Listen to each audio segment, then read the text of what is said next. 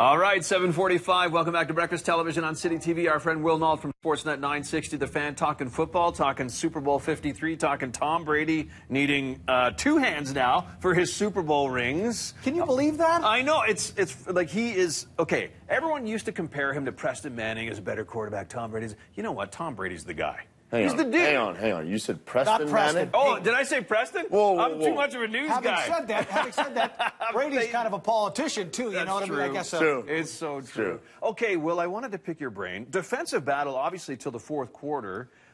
Did you appreciate that as a sports guy? It's crazy because when you think about it, you're like, man, was it a defensive game or was it just really poor offense? Because it was a lot of punts, and there wasn't a lot of drives that were like, leave you to on the edge of your seat because there's so many great plays. There was a lot of just kind of poor execution everywhere. And when you have highlight packs that include incomplete passes, I know, of course, right? the worst part is, like, if you're a Rams fan or if you're a Patriots hater or you hate seeing Tom Brady succeed, you see that interception to start the game and you're like, okay, great start. Here we go. And the Rams go three plays and punt it away, and then you see the Patriots do their work, and Gronkowski played great. Julian Edelman obviously is a guy that Brady trusts a lot, but yeah, it was one of those games where, okay, maybe you like defensive football, but there wasn't a ton of it in there. And I'm going to ask you this. We've got to back it up a bit because you referenced it in that last clip you were talking about, if you're a Brady hater. Is it just natural that people hate Tom Brady and the Patriots because they're that good? Like, do you think it's really justified to hate a guy that has these kind of numbers? He's that good. Well, and I think the hatred that you're talking about, Schultz, I think that comes from all these cheating allegations they've faced. Oh, yeah. And the bad blood that's around Bill Belichick and the way he is with the media and just kind of his attitude towards that. I think that's kind of where that hatred builds in. But you can't deny the success they've had. Okay. And the fact that he is that good, right? I know, right? And so, of course, the Rams, Jared Goff, he kind of seemed really tentative. That was the play right there. Yeah. And he took too long to throw the ball. And if they would have completed that pass and scored that touchdown, the way their defense was playing, we could have been talking about a Rams victory. Yeah, exactly. And that was the play right there to Gronkowski. As soon as they had it inside the 5, that pass was complete, and you're like, well, there's the game. Giselle loved it, and then, of course, you got the running touchdown. I think that's the most disappointing part is even they score a late touchdown here, it's still a close game.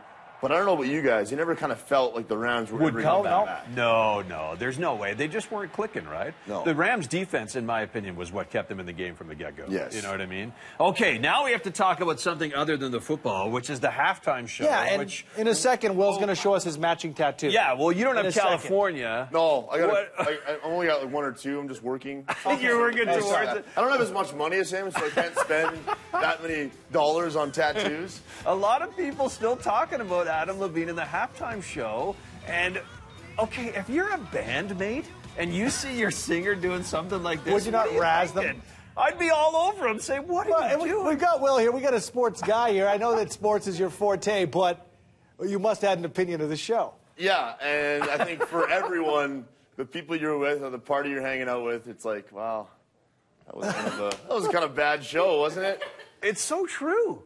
Everyone's like, now, and I get it. It's hard to compare like a band to Beyonce or a single artist, right? And you're kind of building that in, but never in that halftime show that I feel like. Yeah, but here's the thing. This is entertaining. I can't turn it off. Well, no, but Maroon 5 was their best Maroon 5-ist. You know what I mean? It's true. They did what they did. Were they a bad choice? Are they America's Nickelback?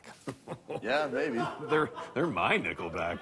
Like, because I like Nickelback, but I don't like these Maroon weird 5 bands. Well, you can't walk it back now and say I like Nickelback. No. You too, eh? You know about that Nickelback phenomenon? Is it new?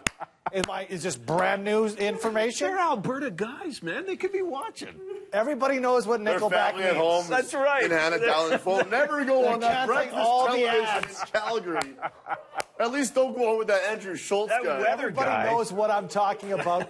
Don't pretend you don't at home. We lost 2 guests in this segment. We lost Nickelback, and we never lost a chance at Preston Manning. Okay? There you go. Preston. Exactly. Preston to be compared. Exactly. Don't you think Preston Manning would love to be compared to Peyton Manning and have that money? We got to make a graphic. Long-lost cousin. We got to make a graphic. Oh, my gosh. Him in the huddle. I forget where we're supposed to be going right now. Is it